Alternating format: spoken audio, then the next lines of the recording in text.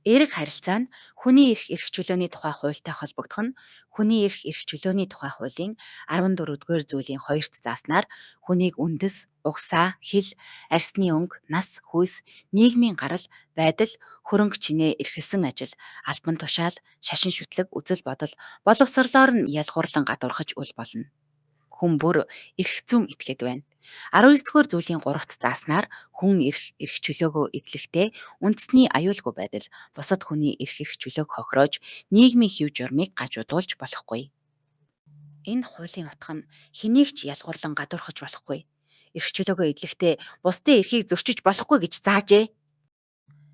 Эерэг харилцаа нь төрийн албан хаагчийн ёс зүйн тухай хуультай холбогдох нь төрийн албан хаагчийн ёс зүйн тухай хуулийн 7 дугаар зүйлийн 7-гийн 1.2-т зааснаар зан харилцаа, үг, үйлдэлээрээ хүний эрх чөлөө, нэр төр, алдар хүнд, хууль ёсны ашиг сонирхлыг хүндэтгэх 7-гийн 1.7-д зааснаар албан үүргээ гүйцэтгэхдээ бусдад альва хэлбэрээр дарамт үзүүлэхгүй байх, ялгуурлан гадуурхахгүй байх.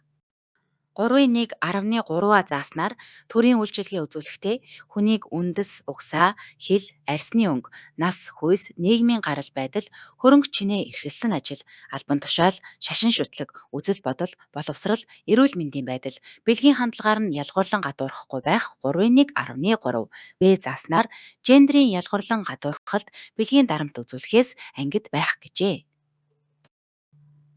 Ёс зүйн хэмжээг зөрчсөн тохиолдолд хүлээлгэх хариуцлага 4.1.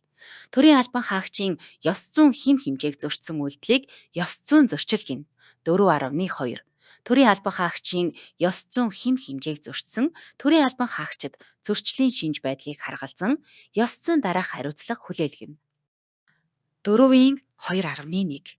Уучлал гуйхыг үүрэг болгох 4.2.2. Сануулгах 4-ийн 3. Төрийн албан хаагч энэ дүрмийн 3-ийн 1-5. Б заасны дагуу сайн дураараа албан тушаалаас чөлөөлөгдөх нь ёс зүйн хариуцлага хүлээсэнд тооцогдно. 4-ийн 4. Төрийн албан хаагчийн ёс зүйн хэмжээг зөрчсөн үйлдэл нь цахилгаан болон захиргааны зөрчил, гэмт хэргийн шинжтэй бол холбогдох хуулийн дагуу хариуцлага тогтуулна. Эерэг харилцааны эсрэг ёс зүйгүй үйлдэл нь эрүүгийн хуулийн 17-ийн 1-р зүйл танхаарах гэмт хэрэгтэй холбогдох нь 17-гийн 1-1. Нийтийн газар эсвэл олон нийтийн дунд түрэмгий, бүдүүлэг, зүй бус авир гаргаж, бусдыг зодох, доромжлох, эд хөрөнгө сүйтгэх, олон нийтийн тайван байдал, аюулгүй байдал, ёс суртахуунд харшлах альва үйлдэл хийсэн бол гэмт хэрэгт тооцно. Цагдаагийн албаны тухай хуулийн 24-ийн 1-ийн 4-т зааснаар цагдаа нь олон нийтийн газар эмх замбраагүй байдал, танхаа авир гаргасан этгээдийг сэргийлэх саатуулах эрхтэй. Танхаарл нь заавал эрүүгийн шинжтэй байх албагүй. Хөнгөн хэлбэрийн зөрчил бол зөрчлийн тухай хуульд хамаарна. 5-ийн 2-р зүйлд зааснаар хүний бие махбод сэтгэл санаанд халтсан зөрчил буюу бусдыг үл хүндэтгэн бие махбодод гэмтэл учруулсан ч гэмт хэргийн бүрэлдэхүүнгүй байвал зөрчил гэж үзнэ. 5-ийн 4-р зүйлд зааснаар нийтийн хэв журам зөрчих гэдэг нь олон нийтийн газар хашгирах, агсам согтуу тавих, бусдад саад учруулах, эмх замбраагүй авир гаргах зэрэг нь хөнгөн хэлбэрийн танхаа авирт тооцогдож зөрчлийн хариуцлага тооцно. Эерэг харилцааны эсрэг ёс зүйгүй үйлдэл нь ажлын байрны дарамттай холбогдох нь Монгол Улсын хөдөлмөрийн тухай хуулийн 14.1. Ажлын байрны дарамт гэж ажил олгогч, удирдах ажилтан болон ажилтны нь ажлын байр болон түүнтэй холбоотой нөхцөл байдалд өөрийн албан тушаал, эрх мэдлээ ашиглан бусад ажилтанд бие махбод, сэтгэл санаа, бэлгийн болон бусад хэлбэрээр дарамт үзүүлэхийг хэлнэ. 14.2 ажлын байрны дарамтанд дараах хэлбэрүүд хамаарна. 14.2-ийн 3. Бэлгийн дарамт, бэлгийн шинжтэй, үг, үйлдэл, дохио зангаа, хүсэлт, бие махбодын хүрэлцээ зэрэг нь тухайн ажилтныг доромжлох, гутаах, эвгүй байдалд оруулах, эсвэл түүний ажлын орчин, байр суурьнд сүргээр нөлөөлөх тохиолдол. Ямар хүнийг эерэг харилцаатай, эго багтай, бид төвтэй, хамт олонд эерэг нөлөөтэй, хамт олонч, нийтэж хүн гэж үзэх вэ?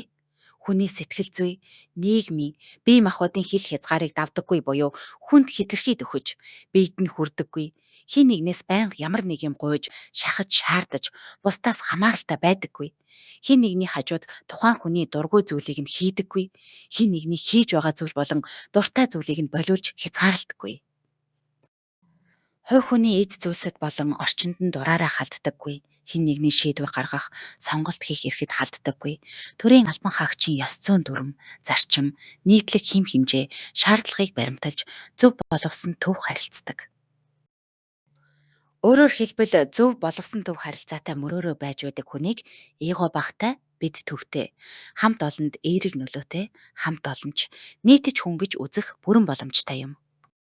Ойр дотно нөхөрсөг харилцах талаар хэрэв зөв боловсон төв харилцаатай мөрөөрөө байж байдаг хүнээс илүү ойр дотно харилцаа шаардаж хүнтэй ойртож дотносдгүй гэж буруутгавал энэ нь хүний сонголт хийх эрхэд халдаж байна гэсэн үг юм.